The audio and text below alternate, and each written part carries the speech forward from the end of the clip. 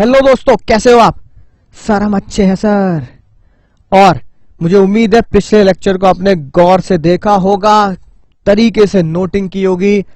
और मुद्दे के जो सेक्शन है एलपी के लिए सबसे मुद्दे वाले सेक्शन है ना, 5, 6, 7 को अपने जहन में अंतरात्मा की गहराई तक उतार लिया होगा। आज पढ़ते हैं बहुत ही टुच्ची मुच्ची बातें, जिससे आपको एलएलपी के बारे में, एलएलपी के बारे में बहुत ज्यादा क्लियरिटी हो जाएगी। और फिर उसके अंदर के बेसिक्स लॉ को तो आप चुटकियों में समझ लेंगे, राइट।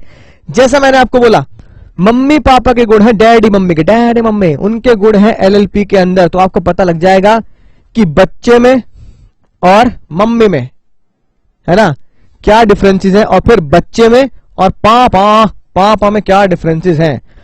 तो पहले ध्यान से देखते हैं बच्चे में और मम्मी। ये बालक है, बालक है ना, बालक नटखट, और ये माता जी हैं, ठीक है ना, जिन्होंने फ्लेक्सिबिलिटी का गुण, फ्लेक्सिबिलिटी की, भाई माता जी के पास फ्लेक्सिबिलिटी बहुत थी, कोई ज्यादा है ताम झाम करने की जरूरत नहीं है, आरओसी में जाओ ये करो, आसानी से काम चलेगा।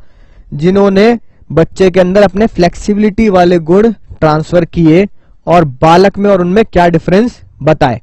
रेगुलेशन एक्ट, जस्ट रीडिंग है, आप समझ जाओगे आप। बल्कि मैं तो कह रहा हूं ये पॉइंट पढ़ने की जरूरत भी नहीं है, सिर्फ ये पढ़ते चले जाओ, आंख बंद करके सुनते जाओ, और आपको खुद पता लग जाएगा कि डिफरेंस वही है जो हम सीख चुके हैं। एक्ट एल पे 2008, ठीक है जी। Indian partnership act 1932। LLP body corporate है, जी हाँ, सेपरेट लीगल एंटिटी का कॉन्सेप्ट एलएलपी को दिया गया है, बॉडी कॉर्पोरेट है। ये बॉडी कॉर्पोरेट नहीं होती, आप समझ चुके हैं। Separate legal entity, yo baby yo, it's a entity, separate entity, legal entity from its member, यानी कि एलएलपी अलग है और उसके मेंबर, यहां जो वर्ड लिखा है ना मेंबर, ठीक है ना, राइट। यहां पे आप लिख सकते हैं पार्टनर। एलएलपी अलग है और उसके पार्टनर एक अलग आइडेंटिटी है। पार्टनरशिप फर्म, ठीक है, ये ग्रुप ऑफ पर्सन है जो कोई सेपरेट लीगल एंटिटी नहीं देता। बच्चों वाली बात है कि नहीं। क्रिएशन, कैसे क्रिएट करता है, लीगल प्रोसेस कॉल्ड रजिस्ट्रेशन। इसमें आप सीखेंगे रजिस्ट्रेशन, जो 2008 एलएलपी एक्ट 2008 के अकॉर्डिंगली आपको सीखने के लिए मिलेगा, राइट, अगले लेक्चर में ही। It is created by the agreement between the partners. ये क्या होता है, ये एग्रीमेंट होता है जिसे हम प्यार से क्या बोलते हैं, इस प्यार को हम नाम देते हैं डीड। समझ गए सर। रजिस्ट्रेशन, याद आ गया, रजिस्ट्रेशन। यहां रजिस्ट्रेशन मैंडेटरी है, बिल्कुल किसकी तरह है ना, कंपनीज की तरह रजिस्ट्रेशन मैंडेटरी है, ताकि उसको अलग दर्जा मिलेगा। तो एलएलपी अपने आप को as a separate legal person बना के केस करेगी, दूसरे के ऊपर केस कर सकती है, और बाहर वाला बंदा सेपरेट लीगल एंटिटी के ऊपर भी केस कर सकता है। लेकिन रजिस्ट्रेशन वहां पे वॉलेंट्री है, याद आ गया होगा सेक्शन 58, ठीक है ना, right. Only the registered partnership firm can sue the third party, section 69, right sir, बिल्कुल याद आ गया, ठीक है। उम्मीद है बच्चों जैसी बातें लग रही होंगी अब सब, ठीक है। 6th पॉइंट पे गौर फरमाए, देखो ध्यान से बालको। परपेचुअल सक्सेशन, यानी कि जब एलएलपी को सेपरेट लीगल आइडेंटिटी का दर्जा दे दिया गया, सेपरेट लीगल आइडेंटिटी का दर्जा दे दिया गया, एक अलग से बॉडी कॉर्पोरेट बना दी गई, आर्टिफिशियल पर्सन बना दिया गया, तो भैया उसके अंदर जो भी पार्टनर्स हैं वो आए या जाएं, क्या फर्क पड़ता है, उनके लिए वही गाना लगेगा, हम रहे ना रहे, रहेंगी सदा यहां प्यार की दास्तां, ठीक है। डेथ, इंसेनिटी, रिटायरमेंट, इंसॉल्वेंसी, जो एलएलपी के पार्टनर है इफेक्ट नहीं डालते एलएलपी की एग्जिस्टेंस पे। मेंबर में ज्वाइन और लीव, है ना, एलएलपी हमेशा चलती रहेगी। परपेचुअल सक्सेशन, पिताजी के गुण मिल गए। मम्मी क्या बोल रही है भैया, death, insanity, retirement, insolvency of the partner may affect the existence and it has no perpetual succession, right, याद आ चुका होगा।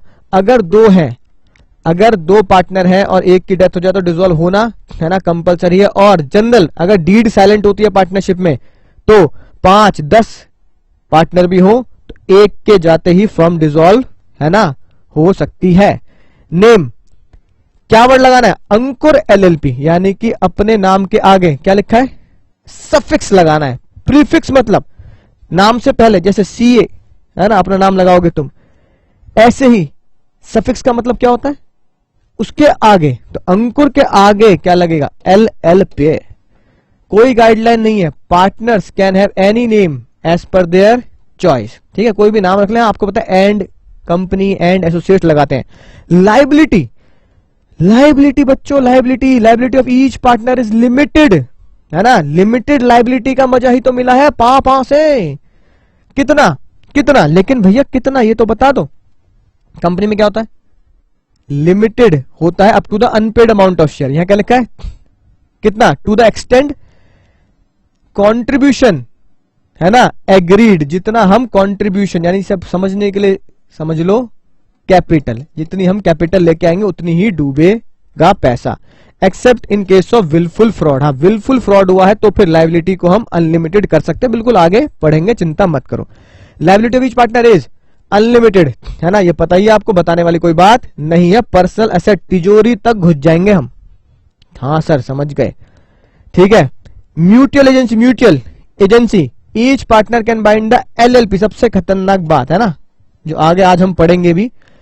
म्यूचुअल एजेंसी पार्टनरशिप एक्ट में बताओ 1932 वाले में होती है नहीं होती? Each partner can bind the firm as well as other partner, यानी कि एक पार्टनर P2P भी म्यूचुअल एजेंसी होती है, यानी एक पार्टनर दूसरे पार्टनर के, है ना, कामों को झेलेगा अगर वो उसकी इंप्लाइड अथॉरिटी के अंदर है, राइट। लेकिन सुनना ध्यान से, लेकिन म्यूचुअल एजेंसी में यहां क्या बात लिखी है? यहां राज की बात लिखी है कि पार्टनर, यहां लिख के बता रहा हूं आपको, ध्यान समझना, पार्टनर एलएलपी के लिए म्यूचुअल एजेंसी लगाएंगे, यानी कि पार्टनर के काम एलएलपी को झेलने पड़ेंगे, ठीक है ना।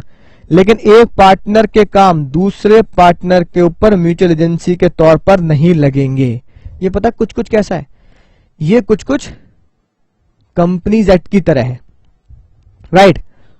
कंपनी के डायरेक्टर किसकी तरफ से काम करते हैं? कंपनीज की तरफ से काम करते हैं, ठीक है ना। तो कंपनी के डायरेक्टर ने जो भी काम किया वो कंपनी के डायरेक्टर झेलते हैं, है ना, और कंपनी झेलती है। अगर बहुत बड़ा फ्रॉड हुआ, ठीक है, तो कंपनी के ऊपर पेनल्टी भी लगती है, आपको बताइए, और कंपनी बंद भी हो सकती है, वाइंड अप की नौबत तक आ सकती है। आप ये आगे लेवल्स में पढ़ेंगे, है ना, इंटर फाइनल में जाकर। लेकिन डायरेक्टर्स ने जो गलत काम किए हैं या कंपनी ने जो भी गलत काम किए हैं उसके मेंबर्स यानी शेयर होल्डर झेलते हैं? नहीं सर नहीं, याद आ गई ना बात। यानी कि कंपनी के गलत कामों का प्रभाव उसके मेंबर शेयर होल्डर्स पर नहीं डाला जाता। सेम बात यहां लिखी है, सेम बात यहां लिखी है। पार्टनर एलएलपी के लिए क्या है ना, म्यूचुअल एजेंसी रखते हैं, लेकिन पार्टनर एक दूसरे के लिए म्यूचुअल एजेंसी नहीं रखते। यानी एलएलपी के अंदर जो भी काम होंगे, ठीक है, पार्टनर उसके लिए लायबल रहेंगे। पार्टनर जो भी गलत काम करेगा एलएलपी उसके लिए लायबल रहेगी, पर वही लोग लायबल रहेंगे जो उस फ्रॉड में शामिल थे। जस्ट लाइक ऑफिसर और डायरेक्टर ऑफ द कंपनी जिनको पता था फ्रॉड हो रहा है, बाकी मेंबर्स के ऊपर कोई लायबिलिटी नहीं आती। मेंबर फ्री है, भैया उन्होंने गलती की, हम क्यों झेलेंगे। ऐसी जो एलएलपी के अंदर पार्टनर अनजान है वो बच जाएंगे, लेकिन जिनको पता था म्यूचुअल एजेंसी के कारण एलएलपी को पकड़ा जाएगा और उन पार्टनर को ही सजा होगी जो पार्टनर क्या है, एलएलपी के अंदर फ्रॉड में इन्वॉल्व है। आइए बात समझ में आ चुकी होगी। लेकिन जो पार्टनर फ्रॉड में इन्वॉल्व है उसकी सजा दूसरे पार्टनर को नहीं दोगे, है कि नहीं बात। तो एक पार्टनर दूसरे पार्टनर के लिए म्यूचुअल एजेंट नहीं होता। वो कह देगा भाई मैं, मेरे काम है ना जो है वो मैं करूंगा, तेरे काम जो है तू कर, तेरे काम के बदले है ना मैं अपने ऊपर जिम्मेदारी नहीं लूंगा, राइट। तो इसलिए क्या लिखा है, बस यही मजेदार बात है। Each partner can bind the LLP. Her partner किसको बाइंड करेगा? सिर्फ एलएलपी को बाइंड करेगा अपने कर्मों से। अगली डेंजर बात, but not the other partner. दूसरे पार्टनर्स को बाइंड नहीं करेगा। ये जो पिंक पेन से लिखा है इसको चांद तारे लगा लेंगे, ठीक है। एक पार्टनर दूसरे पार्टनर को बाइंड नहीं करेगा, ये वाली बात ध्यान से लिख लेना। इनके बीच में म्यूचुअल एजेंसी नहीं होगी, इनके बीच में म्यूचुअल एजेंसी होगी। आई होप बात आपको समझ में आ चुकी होगी। ठीक है, अगला देखो डेजिग्नेटेड पार्टनर। आपको पता ही है सर, बच्चों वाली बात है, बिल्कुल बिल्कुल पढ़ के आ रहे हैं शानदार तरीके से। दो डेजिग्नेटेड पार्टनर होंगे जिसमें से एक रेजिडेंट होगा, बिल्कुल पिछले लेक्चर में पढ़ा है। कोई ऐसा प्रोविजन नहीं है ना डेजिग्नेटेड पार्टनर जैसा पार्टनरशिप एक्ट 1932 में। ठीक है जी। कॉमन सील, कॉमन सील वाली बात कहां से ली गई है सर? ये बात उठाई गई है पापा के कैरेक्टर में से, यानी कि पापा के पास क्या था? ठप्पा, कंपनी की स्टैंप। ऐसे ही एलएलपी में है ना कॉमन सील होती है विद इट्स ऑफिशियल सिग्नेचर। कोई कॉमन सील का कॉन्सेप्ट नहीं है पार्टनरशिप में। लीगल कंप्लायंस, सबसे मजेदार बात है ना, सबसे मजेदार बात, चांद तारे लगा लें, चांद सितारे फूल और खुशबू। अगर कोई लीगल कंप्लायंस होगी, जैसे कि बुलाया जाएगा नोटिस पर कि आ जाओ भैया तुम्हारा बुलावा आया है, ठीक है ना, राइट, पेनल्टी लगेगी, तो भैया सिर्फ और सिर्फ ओनली पे चांद तारे लगाएंगे। डेजिग्नेटेड पार्टनर, सिर्फ जो डेजिग्नेटेड पार्टनर है सेक्शन 7 के हिसाब से वो ही जिम्मेदार है, उन्हें ही लपेटा जाएगा। ठीक है, for all the compliance and penalty. ठीक है, जितनी भी कंप्लायंस है राइट, किसी भी डिपार्टमेंट, चाहे वो इनकम टैक्स डिपार्टमेंट हो, चाहे वो जीएसटी डिपार्टमेंट हो, चाहे वो एलएलपी का कोई डिपार्टमेंट हो, किसी भी डिपार्टमेंट से जो भी कंप्लायंस है, बातचीत है, वो डेजिग्नेटेड पार्टनर करेंगे और उनके ऊपर ही पेनल्टी लगाई जाएगी। यानी कि जो डेजिग्नेटेड पार्टनर नहीं है ना, जो डेजिग्नेटेड पार्टनर नहीं है वो इन कामों के लिए जिम्मेदार नहीं होंगे। लेकिन पार्टनरशिप एक्ट में तो केक कटेगा, सब में बटेगा, आपको पता ही है। सर समझ गए? अगली बात देखो, अगली बात एनुअल फाइलिंग ऑफ डॉक्यूमेंट्स। यहां सर डॉक्यूमेंट्स का मतलब क्या है? यहां पे प्रॉफिट एंड लॉस अकाउंट और बैलेंस शीट, मोटे तौर पर तो यही समझो, है ना। बाकी जो भी है ना आप मेंटेन करते हैं साथ में वो भी। LLP required to file annual statement, PNL balance sheet. ठीक है, स्टेटमेंट ऑफ सॉल्वेंसी, सॉल्वेंसी में समझते हो ना, यानी कि जो इंसॉल्वेंसी नहीं आती वो कब नहीं आती? जब आपके सारे की सारी असेट्स क्या हो जाए, आपकी लाइबिलिटी से ऊपर निकल जाए। यानी शिवाजी द बॉस इंसॉल्वेंट नहीं होते अगर उनकी असेट्स उनकी लाइबिलिटी से ज्यादा होती। आपको स्टेटमेंट लिख के देनी है ना डिपार्टमेंट को, सर मेरी जितनी एसेट्स हैं उनसे मैं अपने सारे डेट चुका सकता हूं, साथ के साथ जितनी मेरी एसेट्स हैं मेरे पास उनसे मैं अपने फ्यूचर के जितने भी डेट्स पेंडिंग है वो भी चुका सकता हूं, तब भी मेरे पास एसेट्स का पिटारा बचेगा। समझ में ना बात?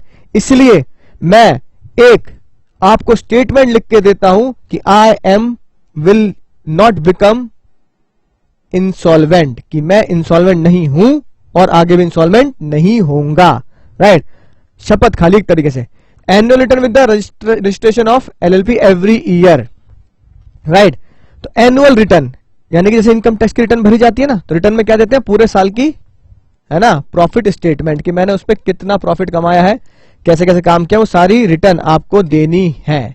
पार्टनरशिप फर्म में क्या होता है? Is not required to file any annual document with the registrar.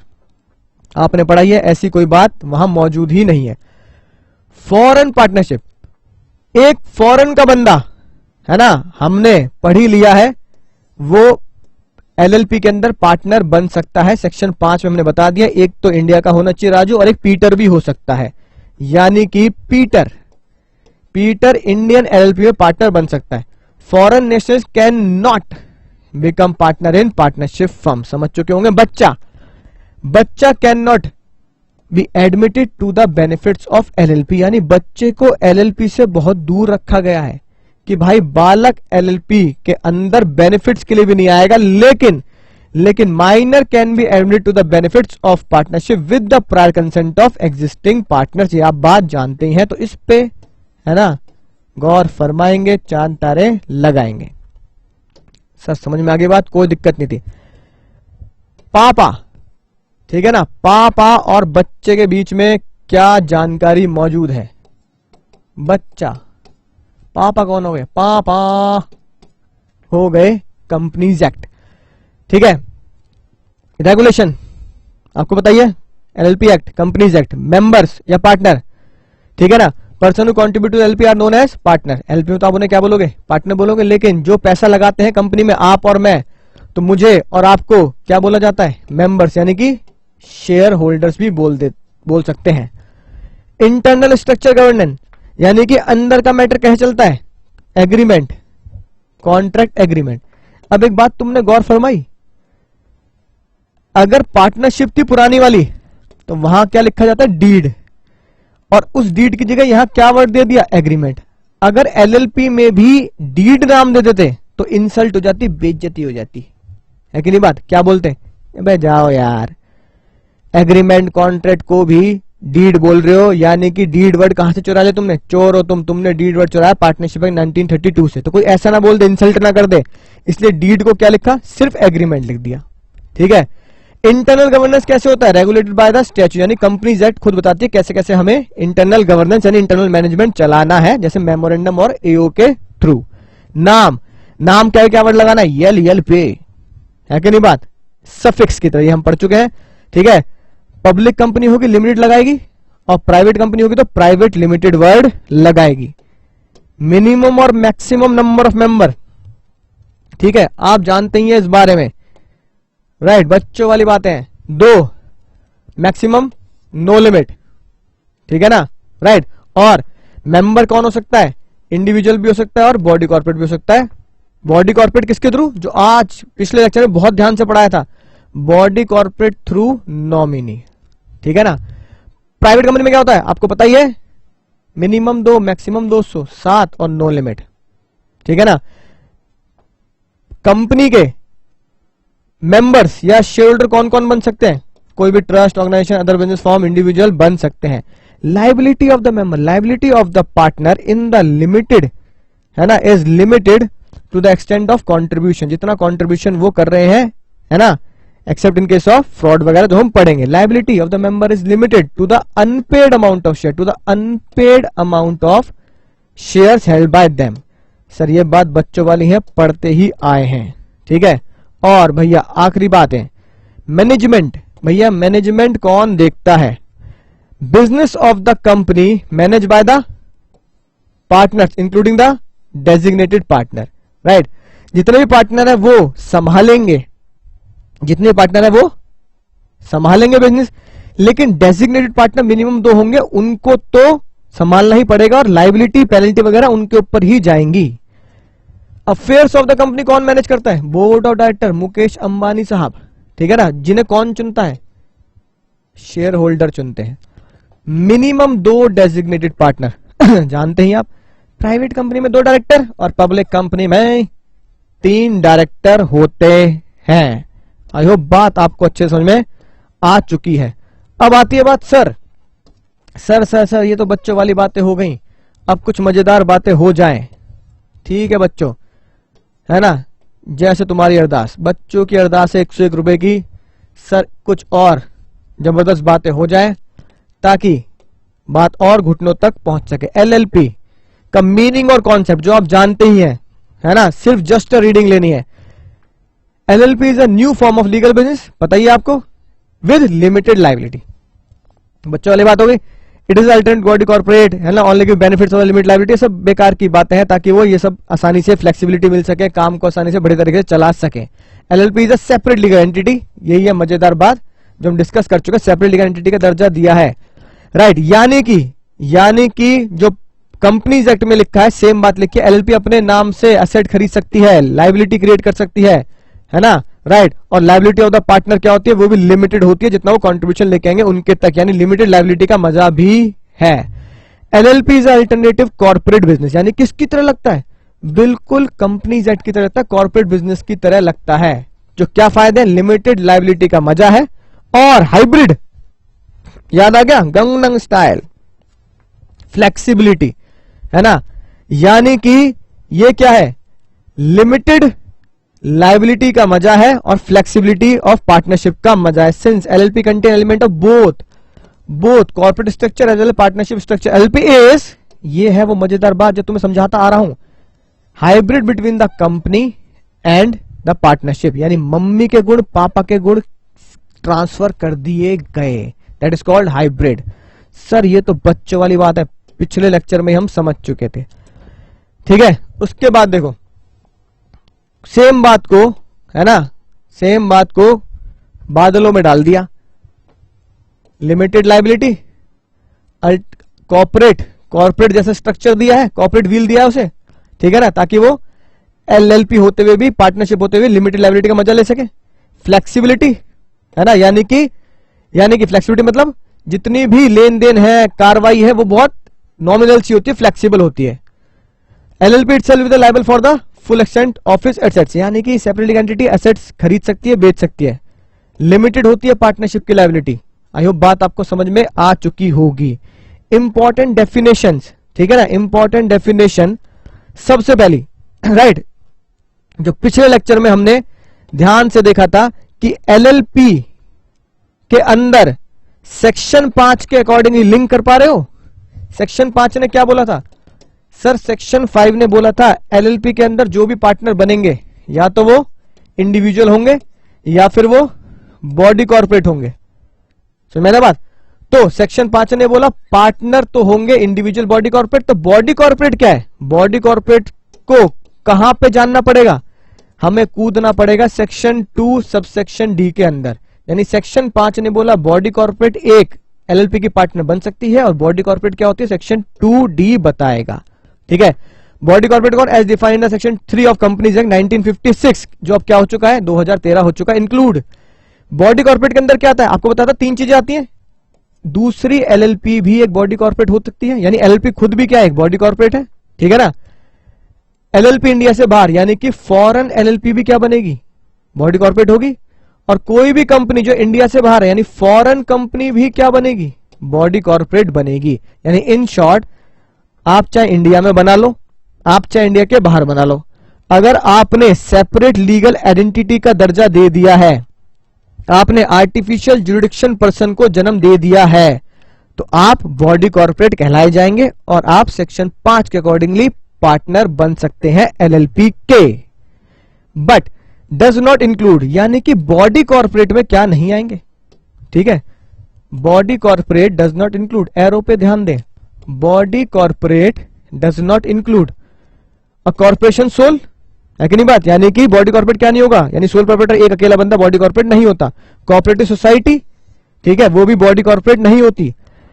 और एनी अदर बॉडी कॉर्पोरेट, सुनना ध्यान से, कोई भी कंपनी, है ना, कोई भी कंपनी, ध्यान देना, बहुत ही खतरनाक बात लिखी है, जो है तो कंपनी, बन भी चुकी है कंपनी, 1956 के हिसाब से कंपनी बन चुकी है, 2013 के हिसाब से बन चुकी हो, या कोई भी एलएलपी, कोई भी कंपनी या कोई भी एलएलपी जिसे सेंट्रल गवर्नमेंट ने, है ना, स्पेसिफाई कर दिया कि हम इसे बॉडी कॉर्पोरेट नहीं मानेंगे। यानी कि राज की बात लिखो क्या, है ना, इस पॉइंट के लिए, थर्ड पॉइंट के लिए, कोई भी कंपनी या एलएलपी जिसे सेंट्रल गवर्नमेंट ने बॉडी कॉर्पोरेट होने से मना कर दिया, यानी कि उससे बॉडी कॉर्पोरेट का दर्जा, बॉडी कॉर्पोरेट का दर्जा या स्टेटस छीन लिया, ठीक है, तो उसे भी हम बॉडी कॉर्पोरेट नहीं मानेंगे, क्योंकि उससे उस दर्जे को सेंट्रल गवर्नमेंट छीन चुकी है नोटिफिकेशन निकालकर, है कि नहीं बात?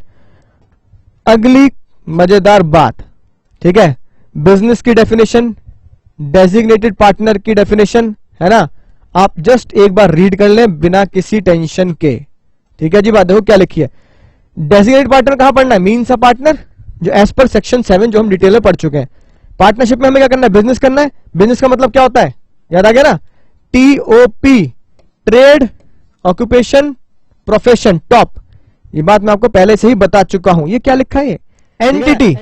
एंटिटी का मतलब क्या होगा सर? एंटिटी का मतलब होता है कोई भी बॉडी कॉर्पोरेट, ठीक है, यानी कि कंपनी, एलएलपी, जो भी बॉडी कॉर्पोरेट आप बिल्कुल डिटेल में पढ़ चुके हैं, उसके अंदर क्या माना जाएगा? एंटिटी का मतलब और क्या होता है?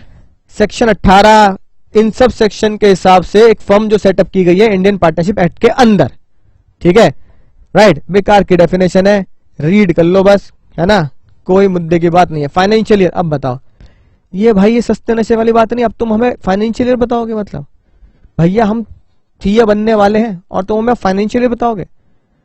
कॉमर्स वाले बच्चों को फाइनेंशियल बताओगे? डूब बनने वाली बात है, चुल्लू भर पानी में बात है। कितनी बड़ी बात कर दी भैया, कितनी बड़ी बात कर दी। हमें ला दो वो नशा जो ये करके ऐसी डेफिनेशन बना है। Financial year in relation to LP means कहां से शुरू होगा? 1 अप्रैल से। खत्म कब होगा? अगले साल 31 मार्च 2000। हाथ जोड़ो, आगे बढ़ो। However in case of LLP incorporate after 30 सितंबर, अगर एलएलपी आपकी 30 सितंबर के बाद बन रही है ना, मान लो मैंने एलएलपी बनाई 1 नवंबर को, तो उसका फाइनेंशियल ईयर कब होगा? कब होगा उसका फाइनेंशियल ईयर? सर 1 नवंबर से होगा शुरू और एंड कब होगा? अगले 31 मार्च को। तो कोई बताने वाली बात है? फाइनेंशियल ईयर एंड होगा अगले 31 मार्च को, नेक्स्ट फॉलोइंग दैट ईयर। भैया जिस ईयर में बनी उससे अगला जो 31 मार्च आएगा। क्या कर रहे हो भाई ये? फॉरेन एलपी बिल्कुल फॉरेन कंपनी की तरह, जो इनकॉर्पोरेट और रजिस्टर्ड हुई है इंडिया से बाहर, जिसका प्लेस ऑफ बिजनेस इंडिया में है। किसकी तरह? Same to same as foreign company.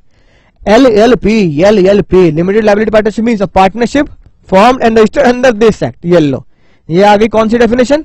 अब बताने की जरूरत नहीं है, सस्ता नशा है कि नहीं बात? LLP means a partnership formed under this act, a partnership formed under this act, ठीक है। लिमिटेड लायबिलिटी पार्टनरशिप एग्रीमेंट, जिसे हम पार्टनरशिप फर्म में 1932 के हिसाब से डीड बोलते हैं। एग्रीमेंट क्या है? कोई भी रिटन एग्रीमेंट। बहुत बढ़िया बात, बहुत बढ़िया बात भाई, बहुत बढ़िया बात। क्या हो रहा है सर, क्यों पढ़ रहे हैं हम ये? Means agreement means written agreement, agreement means written agreement, agreement means written agreement. आत्महत्या कर लूंगा मैं किसी दिन। ऐसी बकवास चीजों को पढ़ने के लिए जन्म लिया है हमने, ठीक है। किसके बीच में होगा? पार्टनर्स ऑफ द एलएलपी, यानी पार्टनर खुद आपस में एग्रीमेंट कर रहे हैं। ये एलएलपी और उसके पार्टनर्स के बीच में एग्रीमेंट हो रहा है, जो क्या बताता है? म्यूचुअल राइट्स एंड ड्यूटीज बताता है कि नहीं बात? और रिश्ता क्या है हमारे बीच में, ये बताता है कि नहीं बात? सर बेकार की बात है, छोड़ो सर, दम घुट रहा है हमारा, निकलो यहां से, इस पेज से निकलते हैं। ये सारी बातें आप पढ़ ही चुके हो। पार्टनर क्या होता है ना, सेक्शन 5, राइट। और non applicability of the Indian partnership, यानी कि जो इंडियन पार्टनरशिप एक्ट 1932 है ना, सेव द अदर्स वर्ड, जब तक कुछ कहा ना जाए, जब तक कुछ लिखा ना जाए, कुछ कहा ना जाए, तब तक हम यही मानेंगे कि इंडियन पार्टनरशिप एक्ट 1932 के प्रोविजन है ना shall not apply to LLP पे नहीं लगाए जाते। ये तो हमें पता ही है, क्योंकि जब एक्ट अलग है तो उसी एक्ट के प्रोविजन लगेंगे, किसी और एक्ट के भाई क्यों लगेंगे? पड़ोसी के घर में घिया तोरी टिंडे बन रहे हैं तो मेरे घर में क्यों बनेंगे? मैं उनके है ना प्रोविजंस को क्यों मानूंगा? अब बच्चों वाली बात आती है, बच्चों वाली फिर से सर, ठीक है, थोड़ा सा है ना ध्यान देंगे, आपको सब समझ में आ जाएगा। बॉडी कॉर्पोरेट, चरित्र फीचर ऑफ एलएलपी। एलएलपी क्या है? बॉडी कॉर्पोरेट है, यानी कि सेपरेट लीगल एंटिटी, एक अलग से आर्टिफिशियल जुडिशियल पर्सन है। परपेचुअल सक्सेशन, जीवन अनंत काल है, अमृत पिलाया है। सेपरेट लीगल एंटिटी है कि नहीं बात? म्यूचुअल एजेंसी, बस इस पे क्या लिखना है? पार्टनर और एलएलपी के बीच म्यूचुअल एजेंसी होती है, ठीक है जी बात। लेकिन पार्टनर और दूसरे पार्टनर के बीच म्यूचुअल एजेंसी नहीं होती। ये बात बहुत गौर से लिख लेनी है, बस यही खतरे की बात है इसमें, ठीक है जी बात। एलएलपी एग्रीमेंट होता है, ठीक है, डीड नहीं होता, एलएलपी एग्रीमेंट बोलते हैं। आर्टिफिशियल लीगल पर्सन, एक पर्सन आर्टिफिशियल होता है, बोतल है कि नहीं बात? याद आ गई है ना सर, यही बोतल थी, artificial legal person. Common seal stamp होती है एलएलपी की भी। एलएलपी की लिमिटेड लायबिलिटी होती है। मैनेजमेंट ऑफ बिजनेस कौन देखते हैं? है ना, पार्टनर देखते हैं, किसके साथ मिलकर? पार्टनर विद डेजिग्नेटेड पार्टनर्स के साथ मिलकर। Minimum and maximum number 2, minimum maximum unlimited. Business किसके लिए होगा? सिर्फ और सिर्फ मुनाफे के लिए होगा, प्रॉफिट्स के लिए होगा, यानी कि आप एलएलपी को चैरिटेबल पर्पस के लिए नहीं बना सकते। इन्वेस्टिगेशन किया जा सकता है एलएलपी का, है ना। कॉम्प्रोमाइज एंड एग्रीमेंट्स, राइट, आपस में आप एलएलपी और पार्टनर के बीच में कोई भी एग्रीमेंट्स कर सकते हैं। कन्वर्जन हो सकता है शेड्यूल 1, 2, 3, 4 के हिसाब से। जितने भी डॉक्यूमेंट होंगे वो ई फाइल किए जाएंगे, यानी इलेक्ट्रॉनिक फाइल किए जाएंगे, बाय हैंड नहीं किए जाएंगे। और फॉरेन एलएलपी भी एक इंडियन एलएलपी की पार्टनर बन सकती है। वही हो, बात आपको बहुत अच्छे समझ में आ चुकी होगी, यानी पिताजी के और मम्मी के गुणों को मिक्स कर दिया है। सर अब क्या करना है, खत्म आज की कहानी। मुन्ना जस्ट रीडिंग ले लो, फिर खत्म आज की कहानी। एलएलपी क्या है, एलएलपी बॉडी कॉर्पोरेट, ठीक है। Provide that LLP is a body corporate form and incorporate under this act and legal entity separate that from its partner and shall have perpetual succession. बात खत्म, जस्ट रीड करना है ना, right. Partner आए जाए उसकी एग्जिस्टेंस पे कोई फर्क नहीं पड़ता। Section 3 will provide that LLP is a body corporate formed and incorporated under this act and legal entity separate from its partner। Separate entity होती है वो और उसके पार्टनर बिल्कुल अलग होते हैं, बेकार की बात है। Perpetual succession, LLP can continue action irrespective of change in the partnership, यानी चलती रहेगी चलती रहेगी चलती रहेगी, चाहे पार्टनर आए जाए, मर जाए, रिटायर हो जाए, इंसॉल्वेंट हो जाए, कुछ फर्क नहीं पड़ता, ठीक है ना। बिल्कुल ऐसे बोल रहे हो सर जैसे म्यूचुअल फंड्स का ऐड आता है, म्यूचुअल फंड सब्सिट्यूट मार्केट। अब क्या करें, जल्दी जल्दी पढ़ाना है, ठीक है, क्योंकि आपको भी लग रहा होगा सर कैसी कैसी बातें लिखी हैं। सेपरेट लीगल एंटिटी है कि नहीं बात, सेपरेट लीगल एंटिटी है, right। liability of the agreement contributed in LLP, in other words creditors of LLP shall be creditors of LLP alone। जो LLP के क्रेडिटर हैं वो LLP के ही क्रेडिटर है, पार्टनर्स के घर जाके पैसा नहीं ला सकते कि भैया शाम को यहां से जा रहा था, आपका घर रास्ते में था, सो तो चाय भी पी लूं और बात भी कर लूं, यार वो पैसे रह गए थे तुम दे दो यार, फिर तिजोरी में से, तिजोरी में से, पार्टनर की तिजोरी में से नहीं जाएंगे, LLP के गल्ले में से जाएंगे, LLP के गल्ले में से जाएंगे। गल्ला समझते हो ना। म्यूचुअल एजेंसी, सुनना ध्यान से, no partner is liable on account of independent और unauthorise action of other partner. कोई भी पार्टनर दूसरे पार्टनर के अनऑथराइज काम के लिए जिम्मेदार नहीं है। Therefore individual partner are shielded from joint liability, यानी कि उसे म्यूचुअल एजेंसी से, जॉइंट लायबिलिटी से बचा लिया गया है। पार्टनर के दिल इतने मिले हुए नहीं है, याद है दिल मिलते हैं, दिल इतने मिले हुए नहीं है कि भाई तेरे काम को मैं झेलूंगा, मेरे काम को तू झेलेगा, केक कटेगा, हम सब पार्टनर में बटेगा ना, केक कटेगा बिल्कुल नहीं बटेगा, है कि नहीं बात, राइट। यानी कि जो भी काम है ना पार्टनर ने गलत किए हैं, दूसरे पार्टनर को शील्ड किया गया from the joint liability created by another partners wrongful business. जो भी रॉन्गफुल बिजनेस दूसरा पार्टनर कर रहा है उससे बचा लिया जाएगा, ठीक है, रॉन्गफुल या misconduct business. In other words all partner will be the agent of the LLP. बस भैया दूसरे पार्टनर जो है ना वो एजेंट ऑफ एलएलपी है, बिल्कुल कंपनी की तरह। जैसे कंपनी के डायरेक्टर एजेंट होते हैं कंपनी के, ठीक है, बिल्कुल सेम कॉन्सेप्ट यहां लगता है। No other partner can bind the other partner. बस ये चौथा पॉइंट है, बहुत ही ज्यादा शानदार जानदार चांद तारे लगाने वाला, ठीक है जी बात। अगली बात देखो, एलएलपी एग्रीमेंट, म्यूचुअल राइट्स और ड्यूटी कहां लिखनी है आपको, गवर्न बाय द एग्रीमेंट। जो आपके बीच में एग्रीमेंट होगा उसमें लिखने हैं rights and duty. LLP provide flexibility to the partner to devise the agreement as per the choice. आप उसमें अपने हिसाब से अपने राइट्स एंड ड्यूटी लिख लो, कोई टेंशन वाली बात नहीं है। अगर आपका एग्रीमेंट साइलेंट है, सुनना ध्यान से, बहुत ही मजेदार बात, एग्रीमेंट में कुछ नहीं लिखा, ठीक है ना, तो फिर किससे पूछोगे कि तुम्हारा राइट क्या है, तो फिर किससे पूछोगे तुम्हारी ड्यूटी क्या है कि नहीं बात। पार्टनरशिप एक्ट 1932 में अगर एग्रीमेंट में लिखा होता तो वहीं पे लिखा मिल जाता, इक्वल शेयर होता है, 6% है ना ब्याज मिलता है। ऐसे ही अगर एग्रीमेंट साइलेंट है तो कहां जाओगे, प्रोविजन ऑफ एलएलपी एक्ट, सब भूल गए सर, वो प्रोविजन कहां लिखे हैं, शेड्यूल 1 में। शेड्यूल 1 में ही तो लिखा है नलायको, rights and duties of the partner. Sir याद आ गया, आर्टिफिशियल लीगल पर्सन होता है, ठीक है, सिंपल सी बात है, आप जानती हैं, because it created by the legal process and clothed with the rights of an individual, it can do everything. एक नेचुरल पर्सन जैसे करता है वो सब कुछ कर सकता है, लेकिन क्या चीजें छोड़कर, जो बात हमने कंपनी में पढ़ी थी, जेल नहीं जा सकती एलएलपी, कागज को थोड़ी जेल फेंक दोगे, शपथ नहीं ले सकती, शादी नहीं कर सकती, डिवोर्स नहीं कर सकती। अब शादी नहीं कर सकती, डिवोर्स कहां से कर देंगे, आगे की बात तक पहुंचा दी बात है, ठीक है। ना ही एलएलपी प्रोफेशन की तरह पढ़ाई लिखाई नहीं कर सकती, सीए, मेडिकल। इसका मतलब क्या है, एलएलपी क्या है, इनविजिबल है, इंटेंजिबल है, इमॉर्टल है, ठीक है ना, जिसको बंद किया जा सकता है सिर्फ कानून के द्वारा ही। इंसान उसे मार नहीं सकता, मर्डर कर दूंगा आज एलएलपी का, चक्कू कहां है मेरा, चक्कू घोप दूंगा एलएलपी को, ऐसा नहीं हो सकता।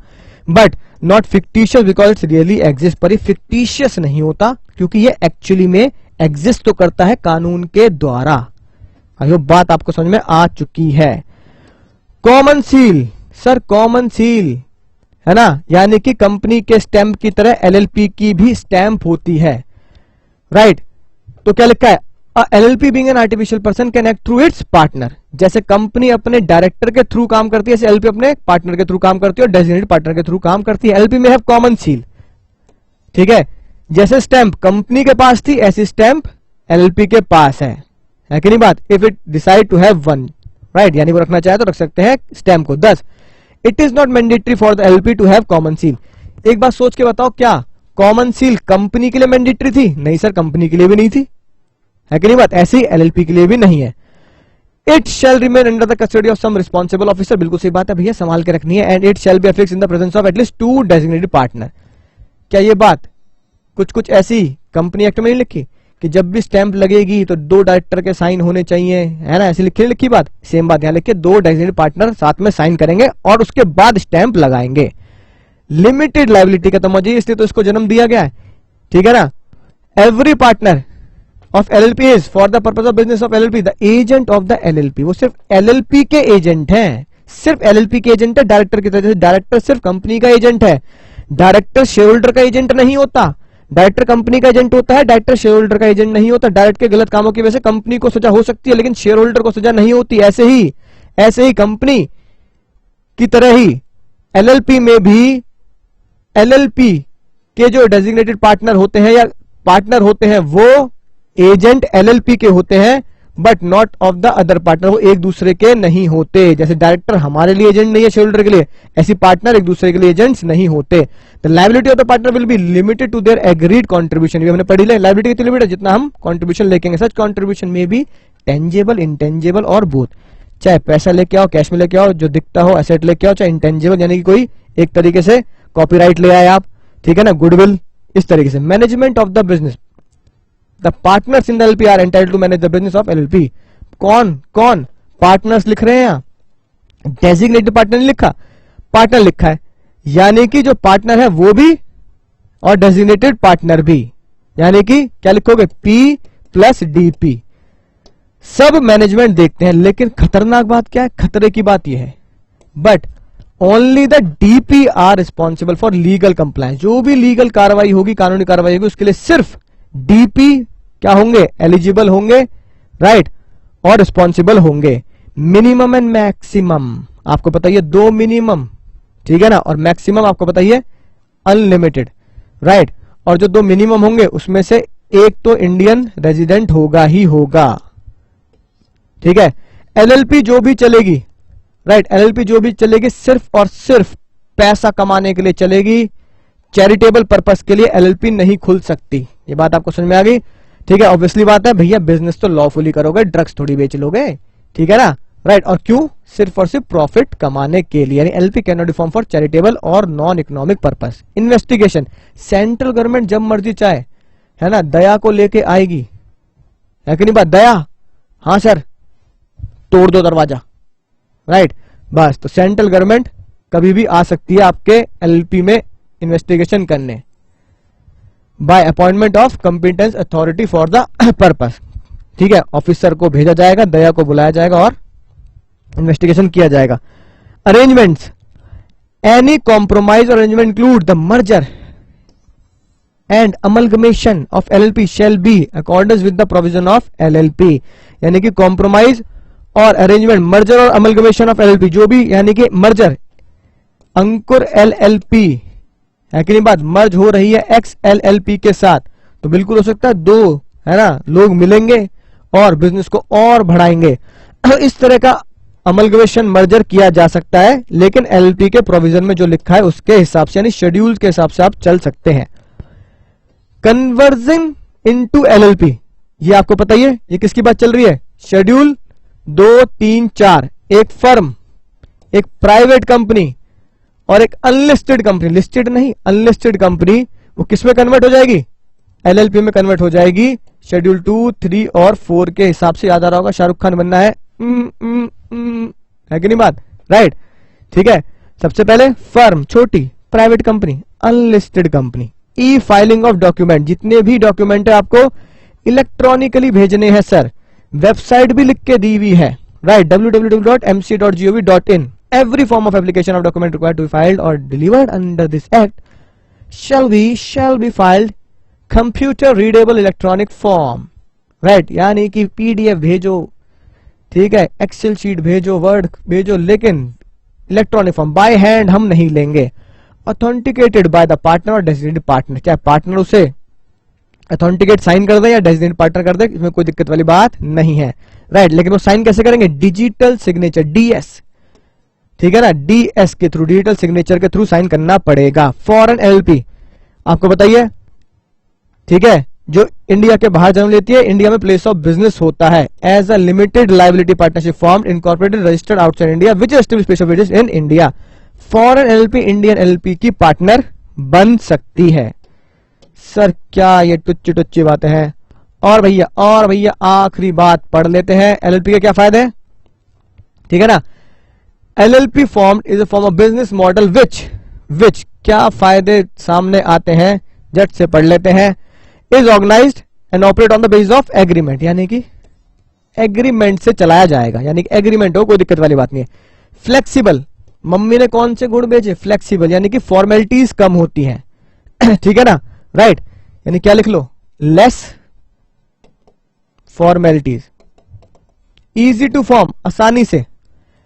लिमिटेड लायबिलिटी का मजा, इंजॉय, यही मजा है, ठीक है ना। फ्लेक्सिबल कैपिटल स्ट्रक्चर, और बहुत ही आसानी से डिसॉल्व हो जाती है, ज्यादा है ना, दिक्कत नहीं होती। मैं जा रहा हूं, मुझे जाने तो, मेरा दम घुटता है यहाँ पे, मैं नहीं रह सकता, तो आसानी से डिसॉल्व आप कर सकते हैं बिना किसी टेंशन के। तो उम्मीद है आप समझ चुके होंगे क्यों मैंने कहा था एलएलपी एक बच्चा है कंपनीज एक्ट का और इंडियन पार्टनरशिप एक्ट 32 का। उन दोनों के गुण और चरित्र इसमें आ गए हैं, सेम आप पढ़ चुके हैं। तो चलिए मैं मिलूंगा अगले लेक्चर में, थोड़ा सा इंतजार कीजिए, तब तक पढ़ते रहिए और आगे बढ़ते रहिए, दुआओं में याद रखिए।